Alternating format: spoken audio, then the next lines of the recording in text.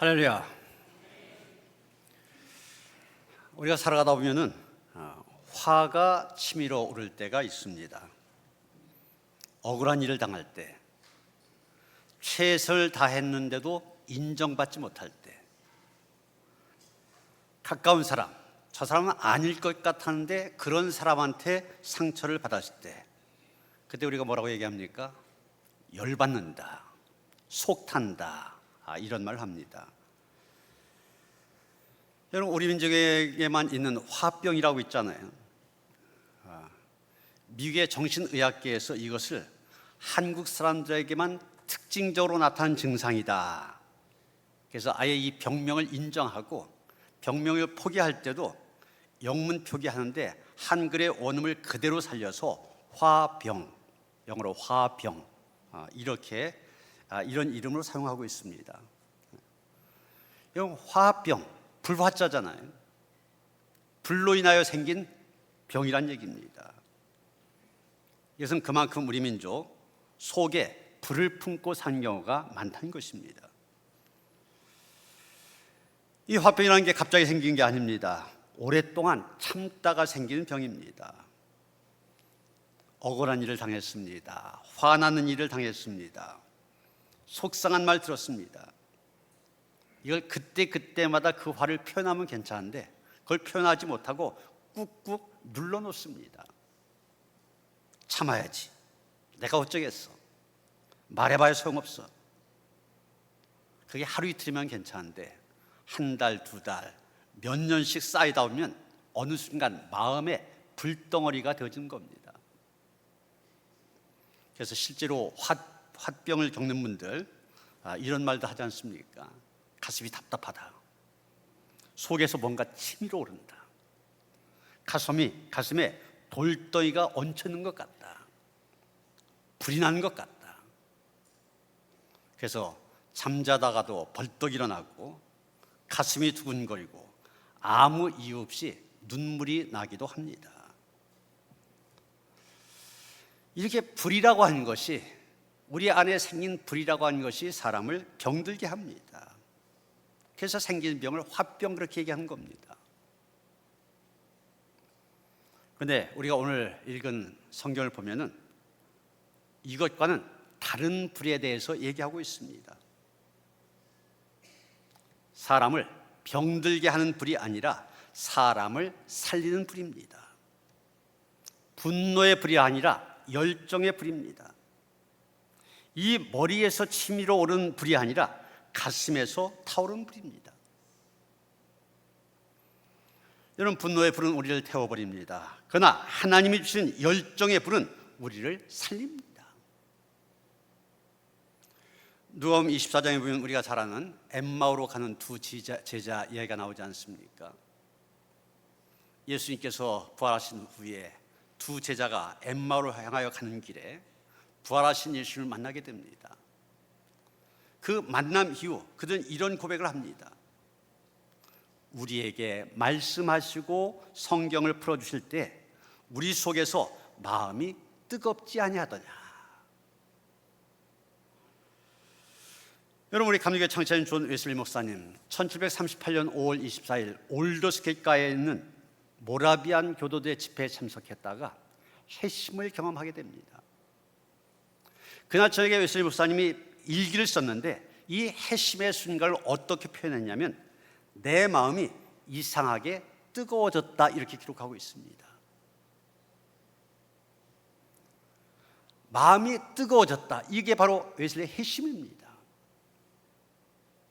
마음의 뜨거워짐, 이것이 바로 오늘의 감리교회가 있게 만들었습니다. 그래서 우리가 5월 24일 웨슬리의 회심 기념주일, 우리 감리교회 생일처럼 지키고 있지 않습니까?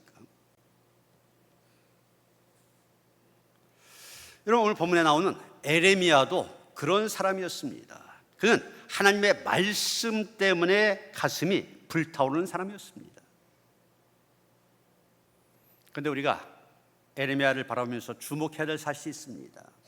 오늘 말씀을 통해서 우리가 알게 되는데 이 에레미야 처음부터 끝까지 뜨거웠던 사람 아니었다고 한 것입니다.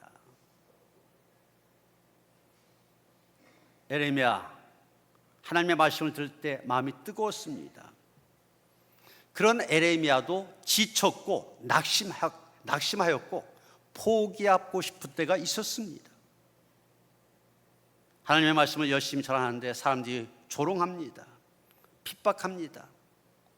하루 이틀이 아니라 그것이 계속되어 있다 보니 견디다 못해 에레미야 뭐라고 얘기합니까? 내가 이제 더 이상 하나님의 말씀 전하지 않겠다 결심하는 그 지경에까지 이르게 됩니다.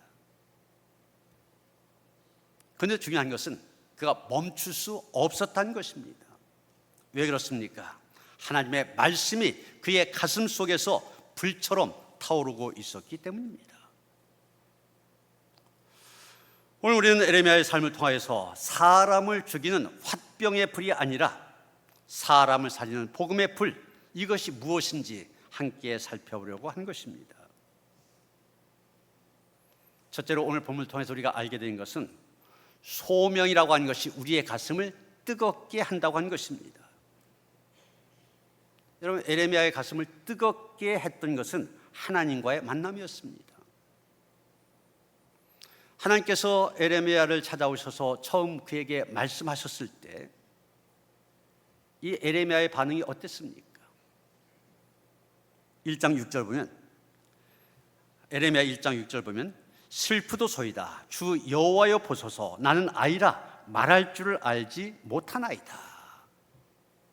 하나님께서 에레미야를 불러서 나의 말을 전하라, 백성들에게 전하라 하셨습니다. 그때 뭐라고 얘기합니까? 알기 때문에, 나는 알기 때문에 말할 줄을 모릅니다. 오히려 거절했습니다.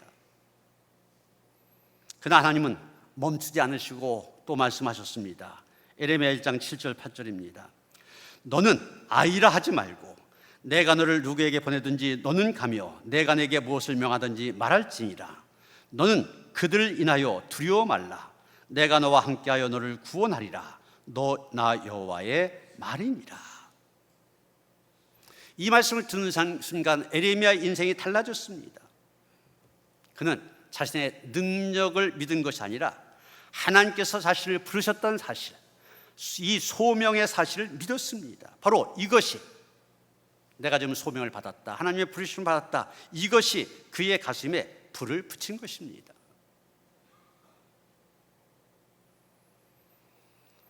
윌리엄 부드 그러면 구세군을 세운 사람 아닙니까? 원래는 감리교인이었었는데 교회가 전도도 해야 되지만은 이웃을 사랑해야 된다. 이웃을 효과적으로 사랑하려면은 군대 조직을 갖춰야 된다. 그래서 만든 게 구세군, 영어로 셀베이션 아미, 군대입니다.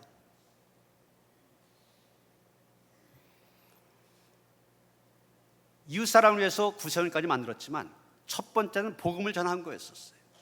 그래서 그 자신이 런던의 빈민가를 돌아다니면서 열심히 복음을 전했습니다. 매일같이 한결같이 복음을 전하는 그의 모습을 본 어떤 사람이 물었습니다. 아니, 당신은 왜 그렇게 힘들게 사십니까? 그때 부스가 이렇게 대답을 했다고 합니다. 사람들이 지옥으로 가는데 내가 편히 앉아 있을 수 없기 때문입니다. 그때 그에게 많은 돈이 있었던 거 아닙니다. 권력이 있었던 것도 아닙니다. 그러나 한 가지, 영혼을 향한 뜨거운 소명이 있었습니다. 하나님께 부름받은 사람, 자기의 어떤 현실, 환경보다도 사명을 먼저 생각하게 됩니다. 그 사명을 따라 살게 된 것입니다. 여러분, 우리 모두에게 각자에게 주어진 소명이 있습니다.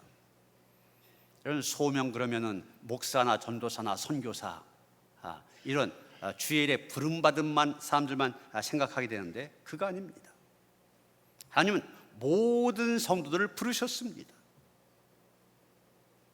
여러분, 한 사람 한 사람에게 소명을 주셨습니다. 가정의 제사장으로, 직장의 선교사로, 교회의 일꾼으로, 이웃에게 복음을 전하는 전도자로 여러분을 부르셨습니다.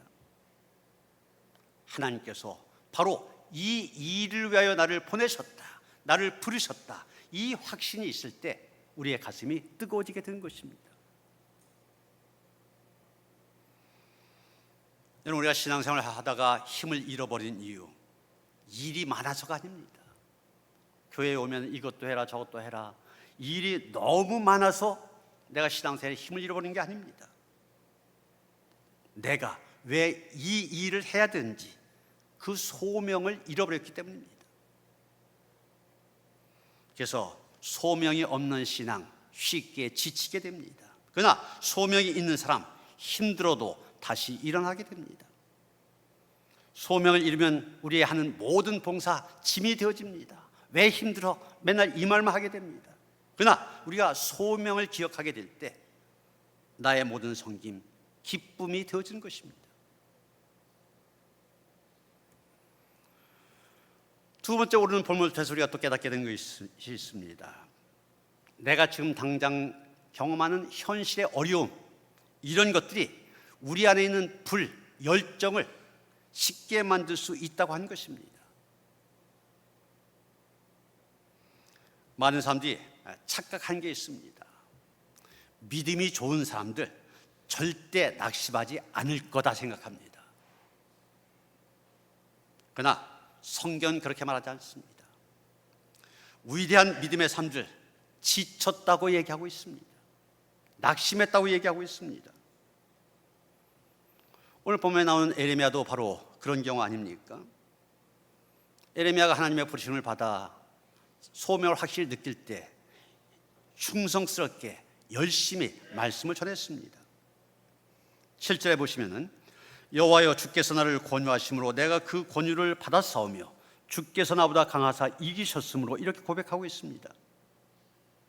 하나님의 권유에 따라 뜨거워진 가슴으로 그렇게 열심히 말씀을 전하며 살았다는 것입니다. 그런데 소명감에 불타 하나님의 말씀을 열심히 전했는데 돌아온 결과는 무엇입니까? 사람들의 박수갈채? 아니었습니다.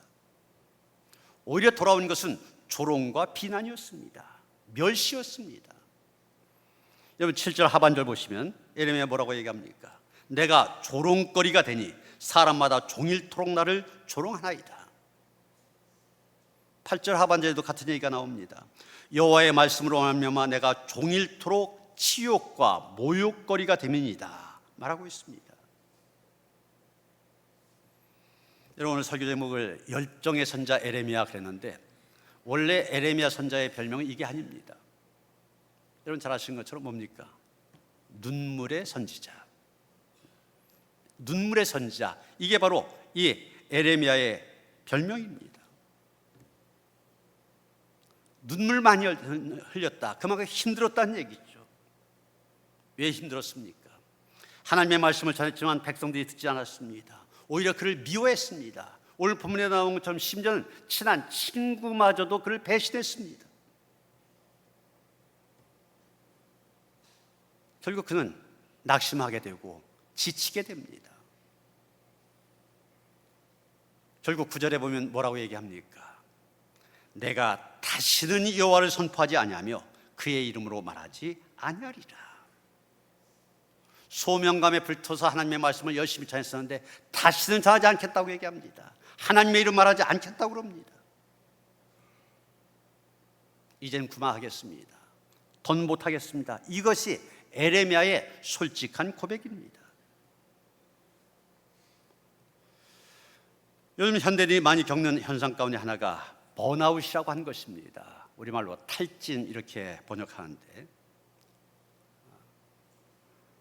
모든 힘을 잃어버리고 다 바닥이 난 그런 상태, 탈진이라 얘기합니다. 그런데 한 연구에 의하면 이 번아웃, 어떤 사람이 더 많이 이 번아웃에 걸리게 되냐, 게으른 사람보다도 성실하게 산 사람에게 이 번아웃이 더 많이 찾아온다는 겁니다. 왜 그렇습니까? 열심히 살았기 때문입니다. 책임감이 있기 때문입니다. 최선을 다했기 때문입니다. 내가 이렇게 열심히 살았는데 그 결과 돌아온 반응이 정반대입니다. 그러다 보니까 번아웃이 되는 겁니다. 여러분, 교회에서도 그렇습니다. 교회에서 가장 많이 상처받는 사람 어떤 사람입니까? 주일이니까 예배 드려야지, 와서 예배만 딱 드리고 그냥 돌아가시는 분, 교회에서 상처받을 일 전혀 없습니다. 가장 많이 상처받는 사람, 가장 많이 섬긴 사람입니다. 가장 많이 지치는 사람, 가장 열심히 봉사한 사람입니다. 가장 많이 낙심한 사람, 가장 많이 헌신한 사람입니다. 이런 광야에서 이스라엘 백성들을 인도하던 모세도 지친 적이 있습니다. 지친 이유 다른 거 아닙니다. 백성들이 끊임없이 불평합니다. 그들의 필요에 따라서 때로는 반석을 쳐서 물을 마시기도 하고, 하늘의 만나와 메추라기 먹여주시기도 하고, 대적을 이기게 하시고, 이런 은혜를 경험하면서도 끊임없이 불평하였습니다. 민수기 11장 14절 보면 결국 모세 하나님께 이렇게 말합니다. 내가 이 모든 백성을 홀로 품을 수 없나이다. 나 혼자 이 일 감당할 수 없다는 것입니다. 모세도 지쳤습니다. 오늘 본문의 주인공 에레미야도 지쳤습니다. 모세도 지쳤습니다. 하나님께서 내 마음에 맞는 사람이었던 다윗도 지친 적이 있습니다. 신약의 베드로도, 바울도 지쳤습니다. 그렇기 때문에 여러분, 지친 것, 낙심한 것, 그 자체는 저 사람 믿음이 없어, 그 증거가 아닙니다. 그것만 보고 저 사람 믿음이 없는 사람이야 말해서는 안 됩니다. 중요한 것은 지쳤을 때 어디로 가냐는 것입니다. 우리가 세 번째로 함께 생각할 내용이 바로 그것입니다. 오늘 말씀을 통해 우리가 한 가지 더 깨닫게 된 것은 하나님의 말씀이 다시 우리의 가슴을 뜨겁게 만든다고 하는 것입니다. 여러분, 자동차 잘 달리다가도 기름이 떨어지면 멈춥니다. 휴대폰 잘 쓰다가도 충전하지 않으면 꺼지게 되어 있습니다. 그런데 많은 사람들 영혼은 충전하지 않은 채 계속 달리려고 합니다. 그래서 탈진합니다. 번아웃 됩니다. 그래서 무너집니다. 그러다 보니 어떻게 됩니까? 이렇게 나와 예배된 우리의 예배 의무가 됩니다. 억지로 기도가 형식이 되어지고 우리가 하는 봉사 다 짐이 되어진 겁니다. 마가복음 9장에 보면은 변화산 사건이 기록되어 있습니다. 예수께서 한 산에 오르셨을 때 예수님의 모습이 변하고 더불어 그 자리에 모세와 엘리야가 나타났다고 했습니다. 여러분, 모세와 엘리야, 구약을 상징하는 두 인물입니다. 모세는 율법의 수여자 아닙니까? 하나님께로부터 율법을 받은 율법의 상징입니다. 엘리야, 선지자 중에 대표 선지자입니다. 그런데 좀 전에 말씀드린 것처럼 모세도 지쳤습니다.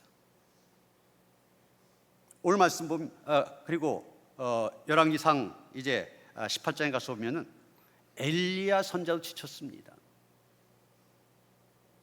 여러분, 엘리야 그러면 우리의 머리에 떠오르는 이미지가 무엇입니까? 믿음의 영웅 아닙니까?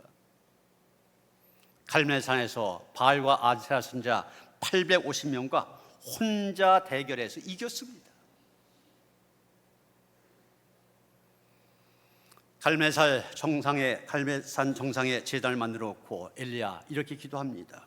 여호와여, 내게 응답하소서, 내게 응답하소서. 이 백성에게 주 여호와는 하나님이신 것과 주는 그대의 마음을 되돌이키심을 알게 하옵소서. 하나님께서는 엘리야의 기도를 들으시고 여호와의 불을 내리셨습니다. 그래서 번제물과 나무와 돌, 흙 다 태우고 심지어는 도랑에 물까지도 다 마르게 만듭니다. 그래서 우리가 엘리야 그러면 불같은 선지자, 불같은 엘리야 그렇게 얘기합니다. 뿐만이 아닙니다. 계속 기도해서 7번의 기도 끝에 3년 동안의 긴 가뭄을 해소하는 비를 내리게 하였습니다. 여러분, 여기까지만 보면은 엘리야 얼마나 영웅적인 모습입니까? 그만 믿음이 없습니다. 그런데 그랬던 엘리야가 어떻게 됩니까? 바알 신을 섬기던 왕후 이세벨이 이 소식을 듣게 됩니다. 그러면서 말합니다. 저 엘리야 죽이겠다고 그럽니다.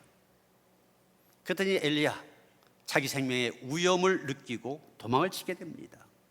하루를 꼬박 도망하다가 지쳐 광야의 한 로뎀나무 아래에서 하나님께 기도합니다.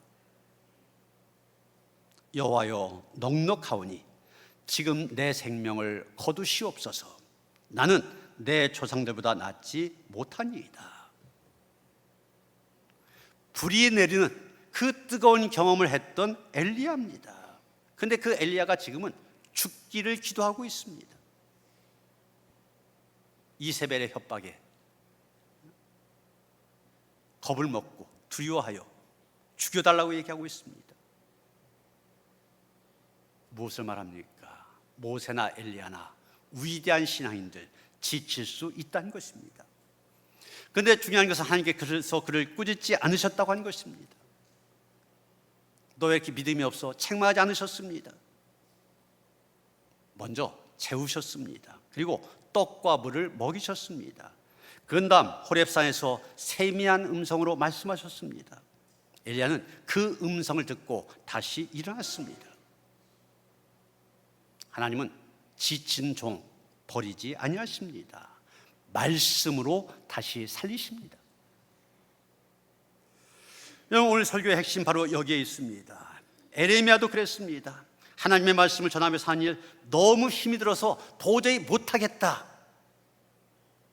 내가 다시는 여호와를 선포하지 않으며 그의 이름으로 말하지 아니하리라. 자기의 확고한 결심을 얘기했습니다. 그런데 그렇게 결심했지만 결심한 대로 됐습니까? 아닙니다. 분명 말하지 않는다고 했는데, 그래서 말하지 않으려고 하는데 안 되지가 않아요. 가만히 있으려고 하는데 그것도 안 됩니다. 왜 그랬습니까? 9절 말씀 보시면 나의 마음이 불붙는 것 같아서 골수에 사무치니 답답하여 견딜 수 없나이다, 이렇게 말하고 있습니다. 이 말씀을 쉬운 성경으로 보면 이렇게 번역하고 있습니다. 여호와의 말씀이 내 안에 타오르는 불길 같아서 그 말씀이 내 뼛속 깊은 곳까지 태우는 듯합니다. 이게 히브리어 원문 성경을 그래도 정확히 번역한 내용입니다. 히브리어 원문 성경을 보면 하나님의 말씀이 그의 중심에서 불붙는 것 같았다, 이렇게 표현하고 있습니다. 지금 하나님의 말씀이 그의 마음 중심에서 불을 일으키고 있습니다. 그걸 견딜 수가 없는 겁니다. 마음에 불이 있어서 하나님의 말씀 전하지 않으면 견딜 수 없었을 것입니다. 뜨거워서 견딜 수가 없었습니다. 여러분, 바로 이겁니다. 뜨거워서 견딜 수 없는 마음. 여러분, 한번 생각해 보세요. 에레미야가 하나님의 말씀을 전한 일 얼마나 힘들었습니까? 힘든 일이니까 내가 다시는 않겠다 결심까지 한 거잖아요. 그런데 그러려고 하고 보니까 말씀을 전한 것보다도 전하지 않는 것이 더 어렵고 힘든 일이었습니다. 하나님께서 권유하셨다고 했지 않습니까? 하나님을 이길 수 없었던 겁니다. 그의 마음과 뼛속 깊이 하나님의 말씀이 요동치고 있었기 때문입니다. 이제 하나님의 말씀이 그의 가슴 속에서 다시 타오르기 시작하였습니다. 사명을 포기하려고 했지만 말씀의 불이 그를 다시 일으켰습니다. 그렇습니다. 말씀이 들어가면 사람을 움직입니다. 말씀이 들어가면 다시 일어나게 합니다. 말씀이 들어가면 다시 살아나게 합니다. 여러분, 최근에 대형 산불들이 종종 일어나지 않습니까? 그런데 산불 전문가들의 말에 따르면 거대한 산불도 결국은 작은 불씨 하나에서 시작된다는 겁니다. 담뱃불 다 꺼진 거 확인하지 않고 던져버렸는데 그게 작은 불씨가 되어 바람이 세게 불면서 거대한 불길로 이어진다는 거예요. 작년에도 우리가 안동 그 대형 산불이 일어나면서 여러 가지 생필품들 가지고 또 도울 수 있는 헌금들 해서 다녀왔지 않습니까? 가서 얘기를 들어보니까 이 안동이 이쪽 산기슭에 있고 이쪽 산기슭에 있는데 굉장히 멀어요. 그런데 이쪽에서 산이 불타기 시작했는데 바람이 세게 부니까 불씨 하나가 확 이쪽 산으로 넘어가더니 이쪽도 막 불타기 시작하더라는 거예요. 작은 불씨 하나가 큰 불로 이어집니다. 여러분, 우리의 신앙도 마찬가지입니다. 처음에는 짧은 말씀 묵상 하나일 수 있습니다. 짧은 기도 한 줄일 수 있습니다. 찬양 한 곡일 수 있습니다. 감사의 고백 짧은 거 하나일 수 있습니다. 그런데 이것이 작은 불씨가 될 수 있습니다. 이 불씨를 꺼뜨리지 않으면 하나님께서 다시 큰 불로 만드십니다. 여러분, 초대교회를 한번 생각해 보세요. 우리 교회처럼 이렇게 큰 건물 초대교회 하나도 없었습니다. 권력도 없었습니다. 재산도 없었습니다. 그런데 그 초대교회 성도들이 세상을 바꾸었습니다. 그 이유 오직 한 가지였습니다. 그때에는 성령의 불이 있었기 때문입니다. 사람들이 그들을 보면서 저 사람들 왜 저렇게 기뻐할까? 저 사람들 왜 저렇게 담대할까? 궁금해했습니다. 여러분, 오늘날 교회가 세상에 보여줘야 할 것이 바로 이것입니다. 프로그램보다도 열정을 보여줘야 됩니다. 형식보다도 생명력이 있느냐 없느냐 이게 중요합니다. 지식보다도 하나님을 향한 사랑이 먼저입니다. 에레미야가 회복된 이유 단순합니다. 다시 하나님의 말씀을 붙들었기 때문입니다. 오늘 우리도 마찬가지입니다. 가슴의 불 저절로 유지되는 것 아닙니다. 난로에 장작을 넣어야 하는 것처럼 우리의 영혼에도 말씀이 공급되어야만 됩니다. 어느 날 유명한 바이올린 연주자에게 누군가 물었습니다. 왜 연주가 끝나면 줄을 조금 느슨하게 풀어놓습니까? 그가 대답했습니다. 항상 팽팽하게 당겨놓으면 줄이 끊어집니다. 사람도 마찬가지입니다. 항상 긴장 상태로 살게 되면 영혼의 줄이 끊어집니다. 그래서 예배가 필요한 것입니다. 기도가 필요한 것입니다. 안식이 필요하고 묵상이 필요하고 하나님 앞에 머무는 시간이 필요한 것입니다. 바로 이런 시간을 통하여서 하나님께서는 우리 안에 다시 불을 붙여주신 것입니다. 사랑하는 성도 여러분, 우리 안에는 두 종류의 불이 있습니다. 하나는 분노의 불, 상처의 불, 원망의 불. 이런 불들은 나를 태웁니다. 병들게 만듭니다. 그러나 또 하나의 불이 있습니다. 하나님의 말씀의 불입니다. 성령의 불입니다. 소명의 불입니다. 이 불은 나를 살릴 뿐만이 아니라 세상을 밝혀줍니다. 에레미야 포기하려고 하였습니다. 그러나 하나님의 말씀이 그의 가슴에 다시 불을 붙였습니다. 오늘 우리에게도 같은 은혜가 있어야 됩니다. 혹시 여러분에게서 신앙이라고 하는 것이 하나의 의무가 되어 있지 않습니까? 봉사가 짐이 되어 있지 않습니까? 기도가 형식이 되어 있지 않습니까? 그렇다면 다시 하나님 앞에 나아가시기 바랍니다. 주님께서 우리 안에 다시 말씀의 불을 붙여주실 것입니다. 분노의 불이 아니라, 원망의 불이 아니라, 에레미야의 가슴 속에서 타올랐던 말씀의 불, 엠마오 제자들의 가슴을 뜨겁게 했던 복음의 불, 성령께서 주시는 거룩한 열정의 불, 이 불이 우리 모두의 심령 가운데 다시 타오를 수 있게 되기를, 그래서 소명의 길을 힘써 가는 성도들 되시기를 주님의 이름으로 축원합니다. 낙심하고 포기하고 싶어했던 에레미야도 다시 그 안에 불을 붙이셔서 그를 세우셨던 하나님, 그 하나님께서 우리를 부르신 줄 믿습니다.